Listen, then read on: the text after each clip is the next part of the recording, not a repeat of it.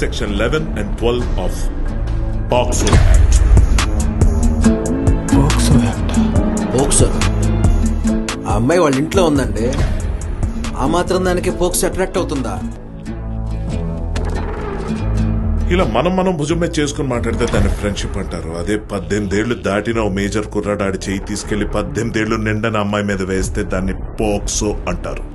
రేపు పొద్దున్న కోర్టుకొచ్చి ఆ అమ్మాయి వాడు చేయలేదండి, వాడు చేయి నేనే తీసుకున్నా భుజం మీద వేసుకున్నానని చెప్పిన శిక్ష వాడికి పడుతుంది. That is POCSO.